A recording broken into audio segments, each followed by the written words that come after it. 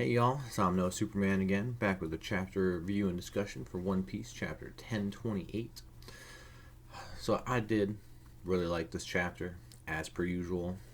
I do want to preface that I like Zoro more, and that's still the case. And that is why also yesterday, for the first time ever, I cosplayed, and I cosplayed as Zoro. It was a little scuffed, but I loved it, had a bunch of fun. We'll totally do it again. But yeah, this chapter was great. Starts off with this. It's like a double page color spread where every Straw Hat pirate is a video game character, which just looks sweet. But then we get right into it. It's called Brachiosaurus. It starts off with CP0 talking to CP9, explaining the fact there is another dragon, and they've come to the realization that it is the one that Vegapunk created. So I'm still curious if they'll potentially try to turn on Dr. Vegapunk for lying to him, or what's up with that.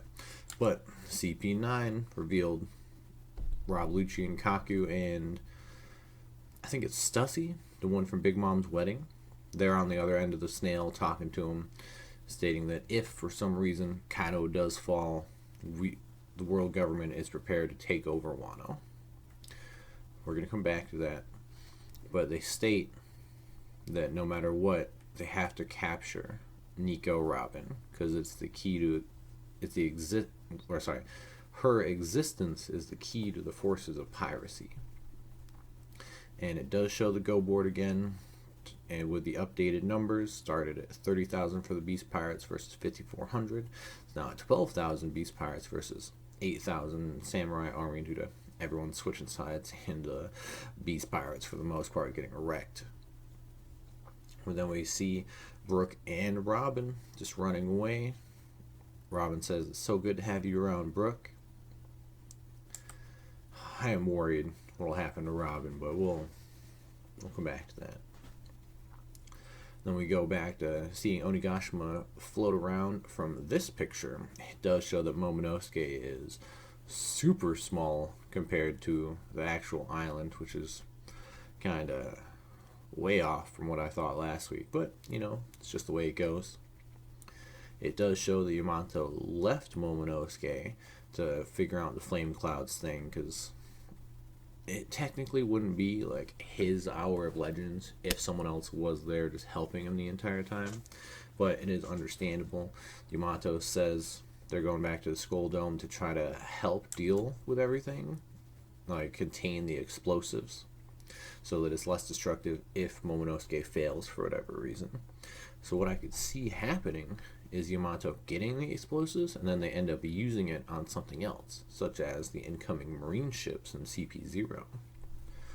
Who knows? But when Yamato gets, I don't know if it's like to the island or to the edge of Onigashima, you see Law's crew. And they're like, wow, what a huge wolf. Like, they're just chilling. I'm assuming that, like, outline we see was Gene Bart. Like, one of the few names I remember from Law's crew. I don't know how many people have, like, been announced, but I remember Gene Bart. Then we go back to the performance floor. Queen versus Sanji. They're just kind of going back at it. Queen wants to see the the Germa 66 battle suit, and just kind of knocks Sanji around. You see the Chopper still in his tiny little form, so I'm assuming he'll get big. It's got to get big sometime soon.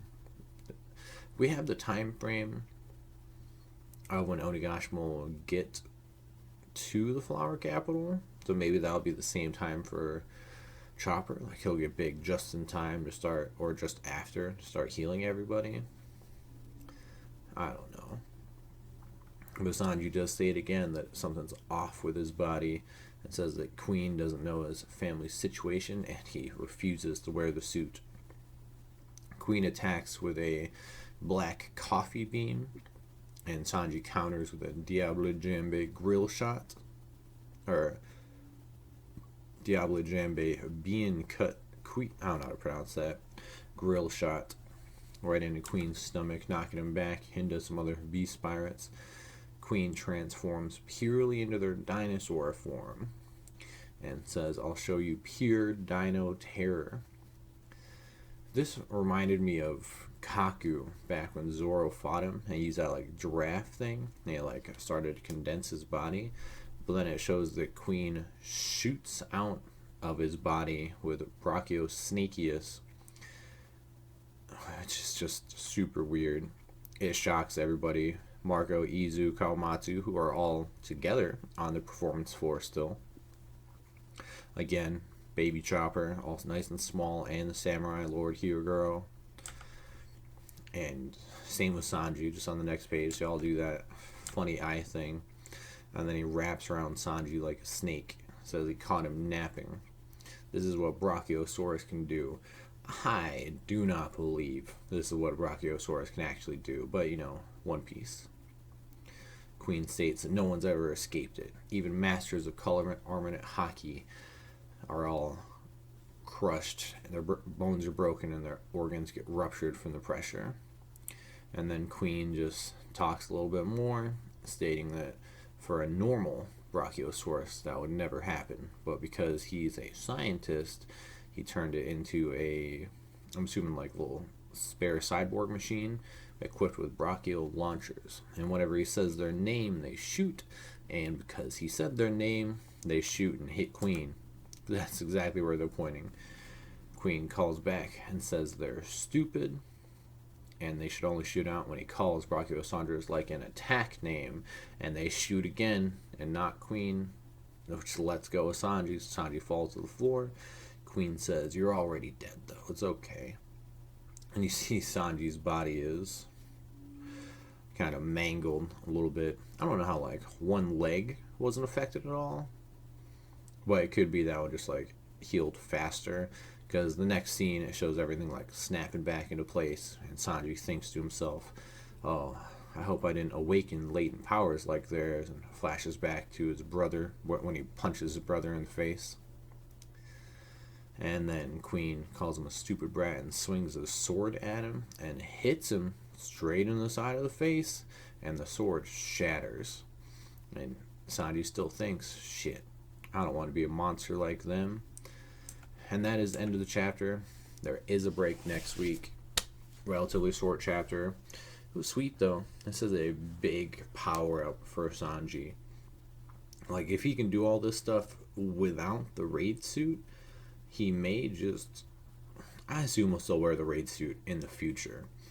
But what King of Lightning theorized in a video he made before he saw this chapter is that the raid suit did activate all of Sanji's things, because back in the bathhouse scene when he saw Nami topless, which we all would like to do, of course, his nose bled all over the suit, and since that's all of his DNA material, that could be why it just started activating everything, because that was the second time he put on the suit, and he has said multiple times, twice, that he's felt weird after the second time he put on the suit. And that was the only time he bled on the suit. So it could have integrated, and that's what is activating all of his powers that weren't previously activated. I don't know. It is a huge upgrade for Sanji, though. So that's sweet. Again, I still vote for Zoro, but I'm biased. It's life. So, there being a break is a little disappointing, but that's life. But back to the start of the chapter with CP0 and CP9 talking. If I can switch the page, okay. As of now, they still can't envision Kaido being beaten, which is, understandable. He has been stated to be the strongest creature in the world. There is an old theory I've talked about a couple times that as of now must be like 6 or 7 years old, stating how Wano will end and the government will go there and capture Luffy and Law and leave everyone else. Since the world government is on the way to the island, it's sadly looking more and more possible. It could be like altered a little bit to where they capture them and Robin, so they both have to be saved, or all of them have to be saved. I don't know, but that theory whew, still sounds a little good. I mean, some of it's already been disproven, but man, it's gotten so much stuff right. It's kind of unreal. But man, I still like this chapter. I'll be looking forward to the future. Based on how it does look, though, it does not seem like Rob Lucci and Kaku are there. They are somewhere else. They're not on one of the ships. At least I don't think so. They're not on one of the ships close to Wano, because they're telling the other group to capture Nico Robin, and they're going to wait for the report.